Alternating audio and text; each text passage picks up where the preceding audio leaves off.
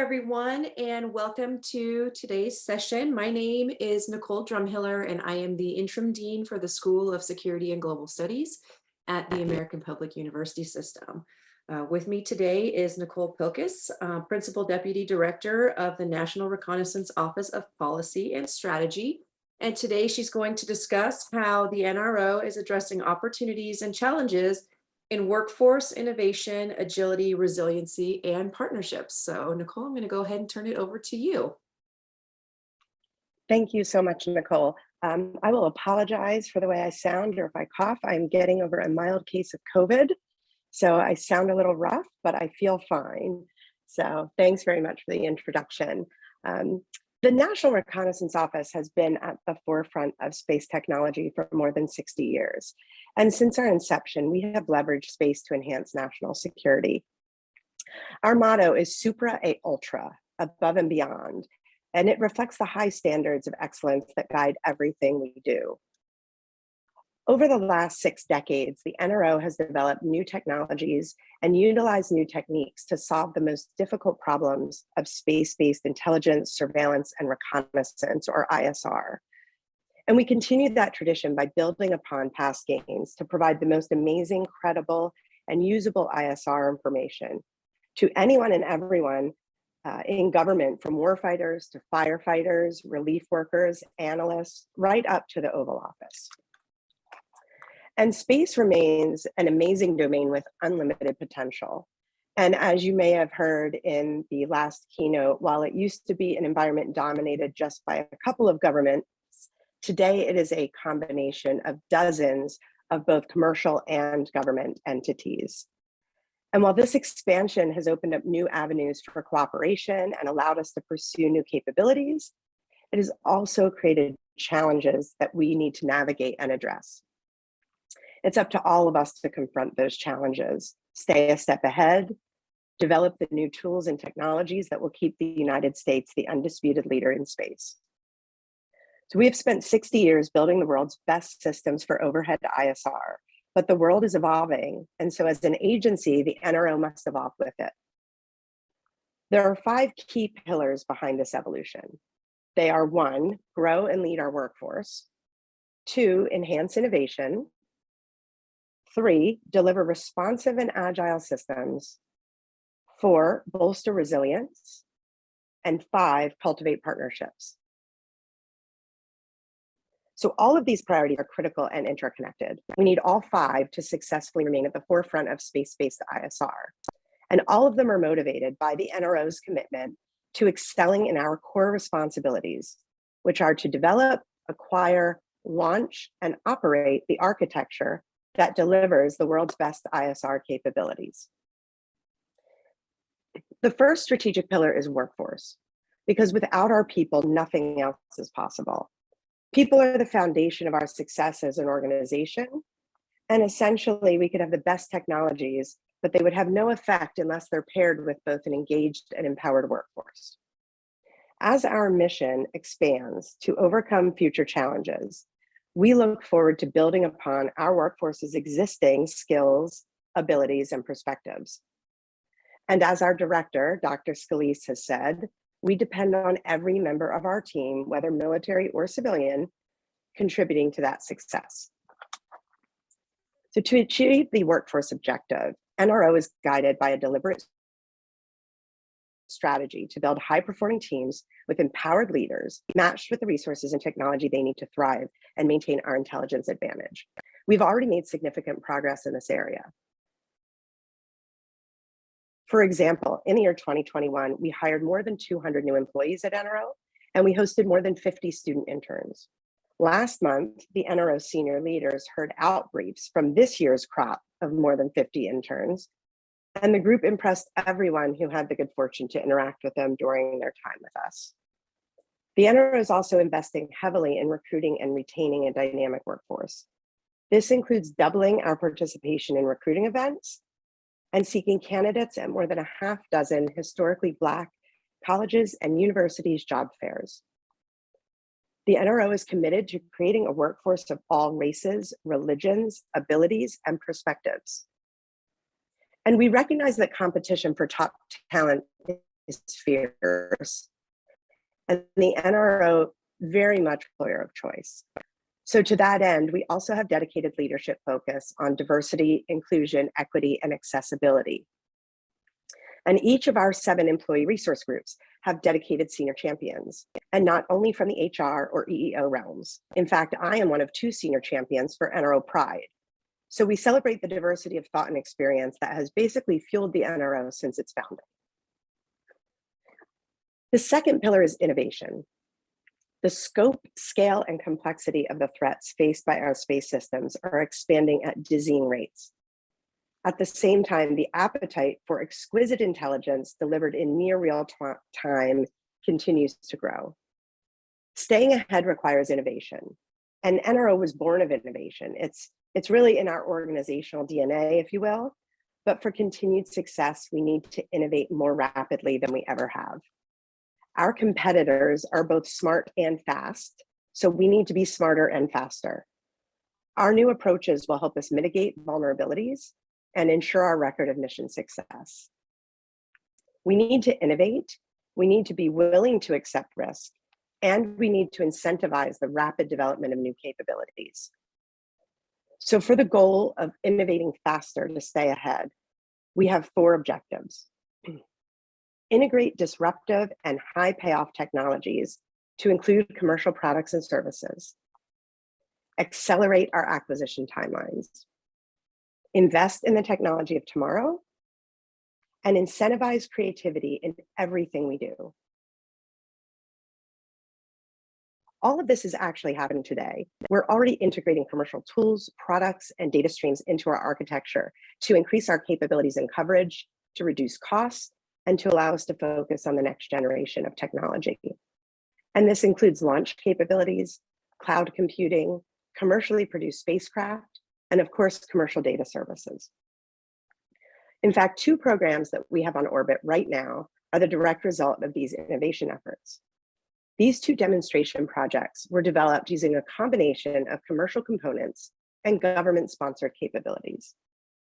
Both went from concept to orbit in less than 3 years, which, if you've been following the national space environment, that is unheard of. Both were delivered on schedule and within budget. And these 2 systems actually supported earthquake relief in Haiti. They imaged areas over Afghanistan to support the evacuation. And they've provided insights into North Korea, where we've struggled to collect in the past. So what we need from you in both academia and industry are developments and technologies that will enable us to bring more robust capabilities to our users faster and at lower cost. Specific areas where we need your help in innovation include improved algorithms for artificial intelligence and machine learning, or AI/ML, reduced cost for data processing, improved low power computer systems for spacecraft, quantum technologies that can enable harder to confuse observational techniques, and more reliable communication systems that are immune to disruption. So how can you communicate these potential solutions to us at the NRO? Through something called the Director's Innovation Initiative, or the DII. This is actually a risk-tolerant environment to explore cutting-edge technologies and high payoff concepts that are specifically relevant to NRO's missions. Since 1998, the DII has fielded 6,000 proposals from 44 states, and 1/3 of the submissions have come from vendors who are new to the NRO. In fact, 1/4 of the projects that were initially approved and funded continued after their first year. And many of the technologies previously submitted to DII are already in our systems.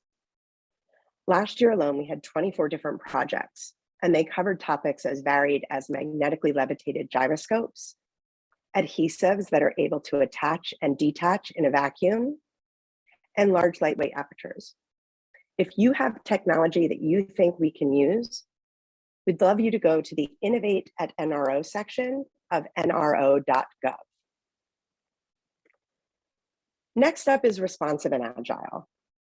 Our ability to deliver space-based ISR is critical to all of NRO's customers and partners, from analysts to tactical users. The unique mission-critical products that NRO provides enable accurate and timely imagery to warfighters on the front lines, as well as to our allies, partners, and policymakers. Our capabilities allow us to monitor what is going on the ground globally, even in hostile territories and terrain where we would otherwise not be able to collect. Our competitors, however, are constantly evolving their tactics, techniques, and procedures in order to evade the NRO's reach. In addition, the speed at which events unfold around the world now leads consumers to need their intelligence collected and delivered at an ever-increasing pace. Keeping up with demand and remaining able to collect against even highly challenging targets requires an unprecedented degree of responsiveness and agility, both for our acquisitions and our operations. Some of the ways that we're applying responsive and agile processes are applying advanced technologies and techniques to accelerate data delivery to the user to support things such as sensor to shooter, enhancing overhead tasking, collection, and data processing. We're improving lifecycle affordability, integration, and operational availability of end-to-end missions. And we're advancing anticipatory collection operations through automation and multi-intelligence processes. We're accomplishing all of this by applying these advanced technologies and techniques like onboard processing and automation, just to deliver data faster to the end user. And we're using AI and ML to fuse and make sense of diverse data sets as the range of sensors increases. We've invested in emerging ground technologies and cloud services that will allow us to better move these massive amounts of data. The fourth pillar is resilience. And resilience has always been critical to the NRO, but it is even more critical now given the challenges we're facing. We must continue to execute our mission in an increasingly contested environment. We face the threat of physical attacks, cyber attacks, and even natural disasters that can affect our ability to operate. We must protect and defend all of our functions and systems and information and anticipate future threats. To quote Dr. Scalise again, resilience is built from the ground up. Resilience is a framework that allows us to adapt to current needs, anticipate threats, and meet future demands. Resilience is also an end-to-end effort, meaning we're not only striving to protect our on-orbit assets, but also our ground stations, our communication infrastructure, operations, supply chain, as you may have heard about this morning in that session, and also our workforce. While the NRO's policies and practices have long addressed risk in the supply chain, no one imagined how profoundly the COVID-19 pandemic would disrupt our operations. It really made us take a hard look at the brittle points in our systems and better understand potential risks from other global events and production limitations. So all of this is helping us prepare to better mitigate future vulnerabilities. And I'm proud to say that throughout the pandemic, NRO maintained 100% of their mission capabilities, but we have to continue that record of success. So some of the additional ways that NRO is currently bolstering resilience include building resilience in through diverse approaches like disaggregation and proliferation of capabilities across multiple orbital regimes, anticipating, detecting, and adapting to future threats, protecting, defending, and securing all of our functions, systems, and information, and increasing our end-to-end survivability and robustness by reducing single points of failure and addressing those vulnerabilities. The NRO has pivoted to developing an inherently resilient architecture in response to these emerging threats.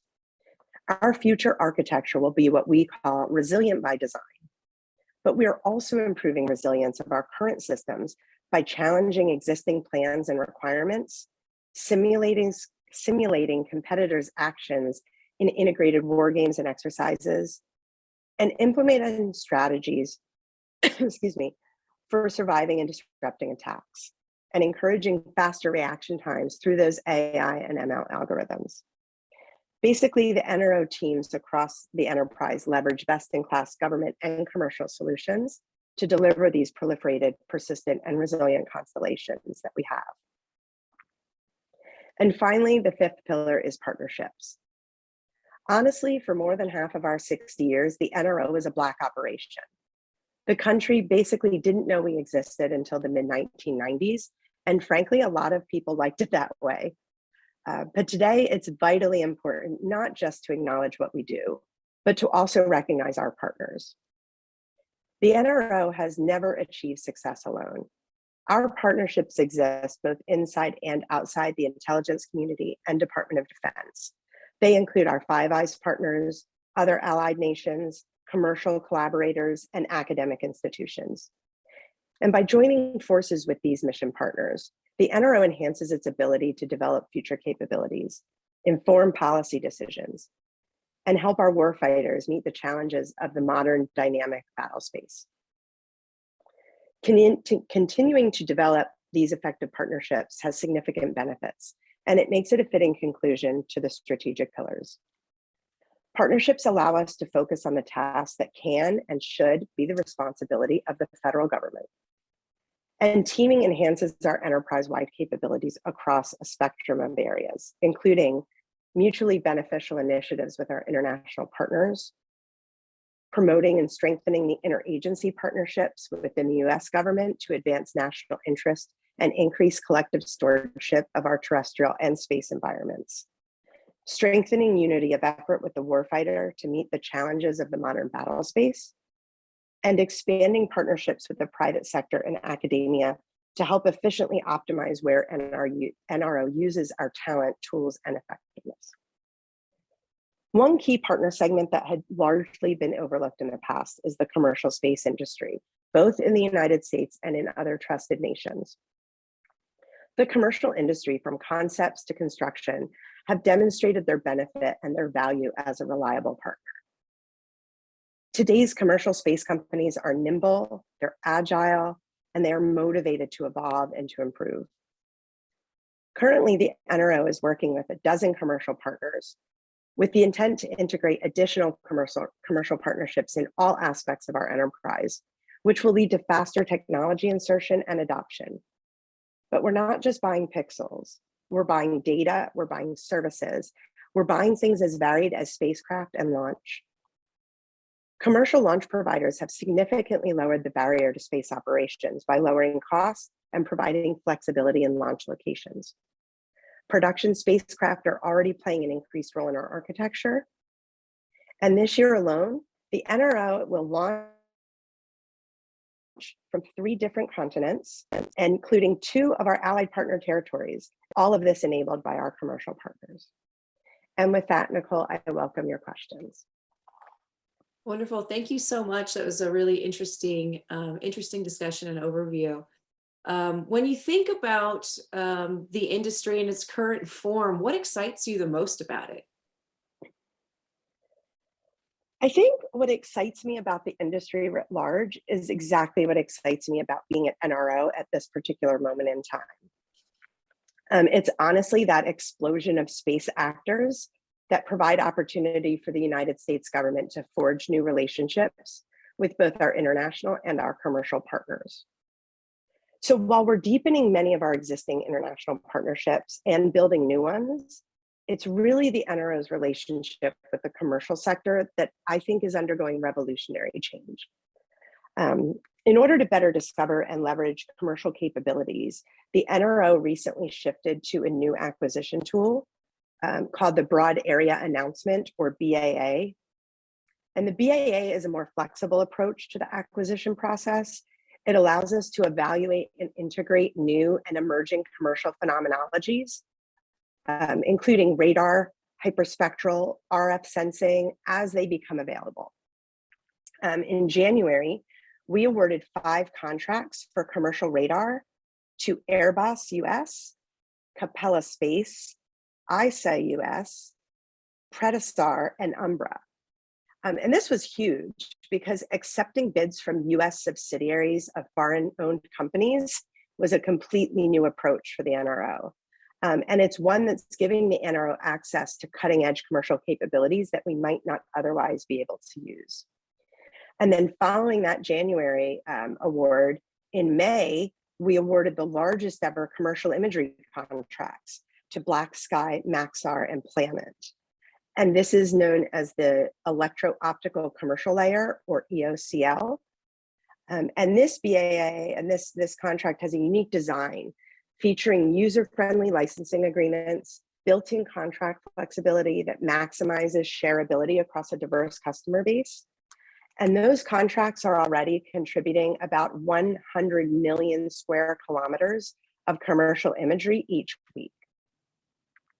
And due to its unclassified and shareable nature, commercial remote sensing data offers the NRO really important benefits.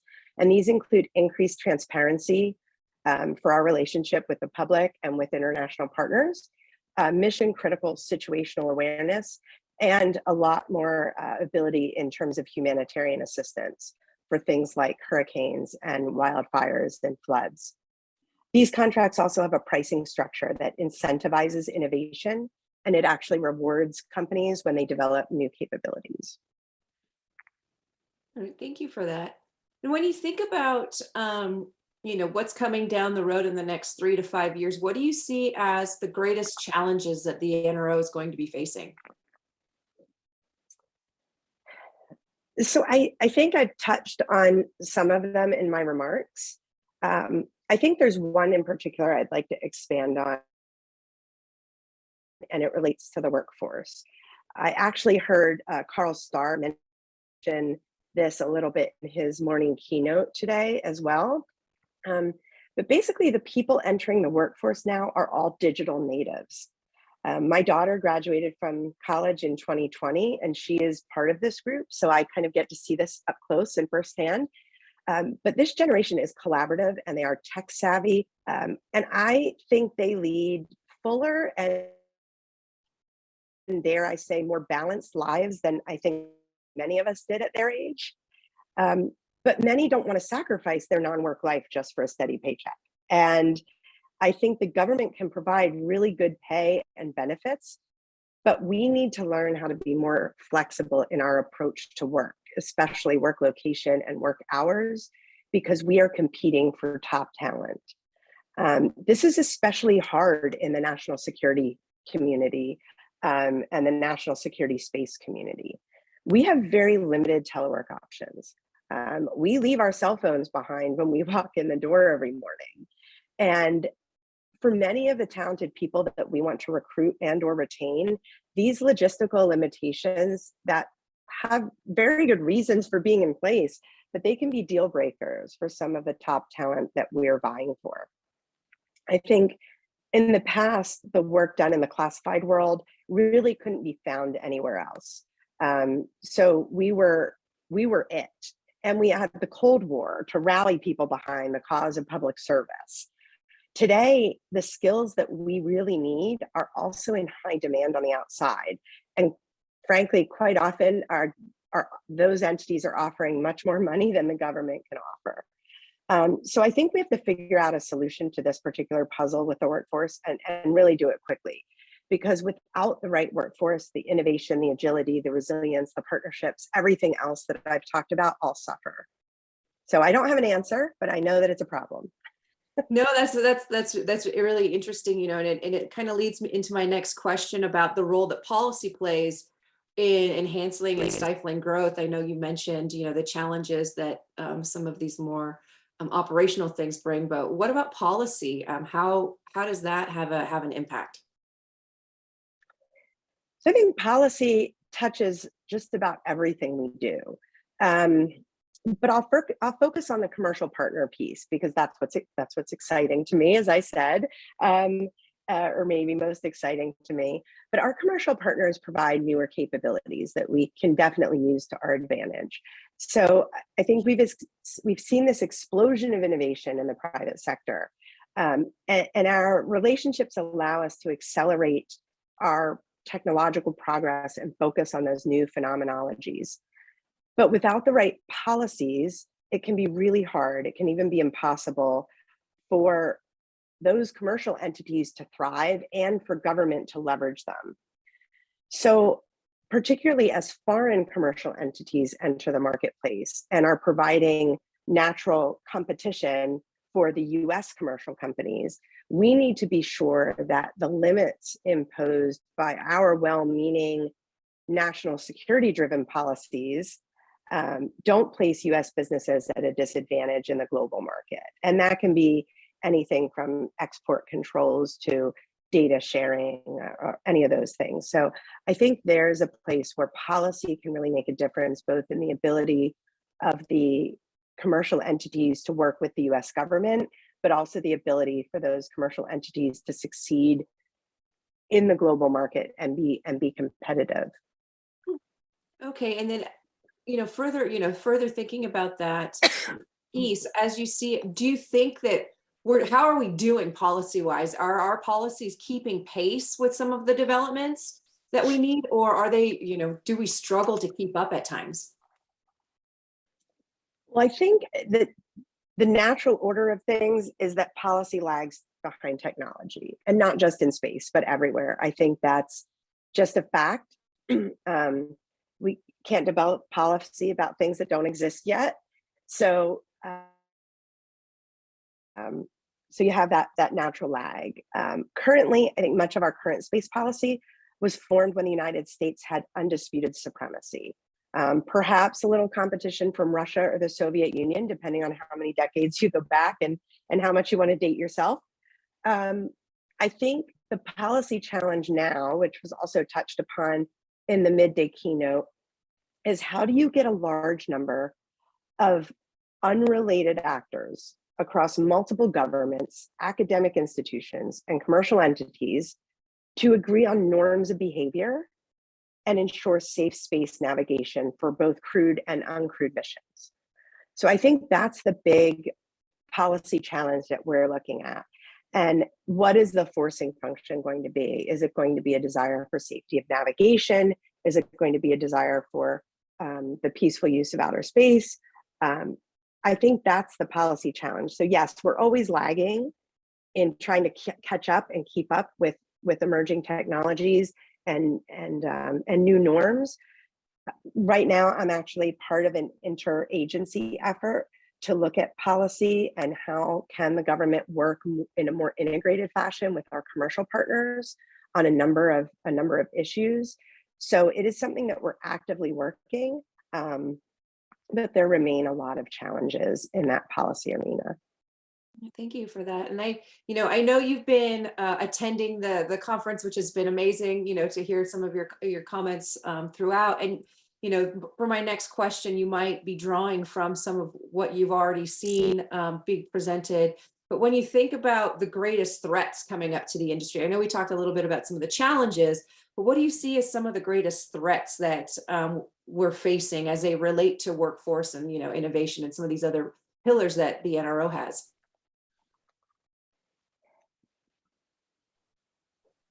I think so.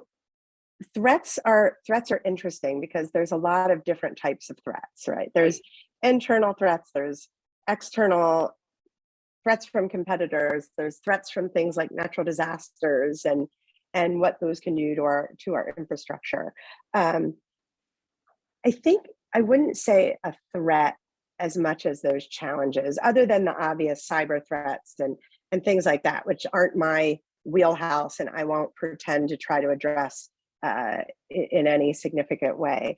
But I really think it is the disaggregation and the commercialization, the commoditization of space, where you do have not just a proliferation of actors, but actors who are all working with different interests, right? You have governmental, non-governmental, you have commercial, you have academic institutions that are launching satellites.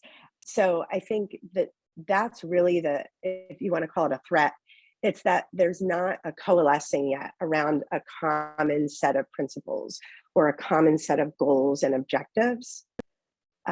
We are doing that within the US government, where we have efforts to ensure that, for instance, the civil space efforts and the national security space efforts are aligned, and that we are moving in a similar direction and working collaboratively so that we're not working at cross purposes, things like that.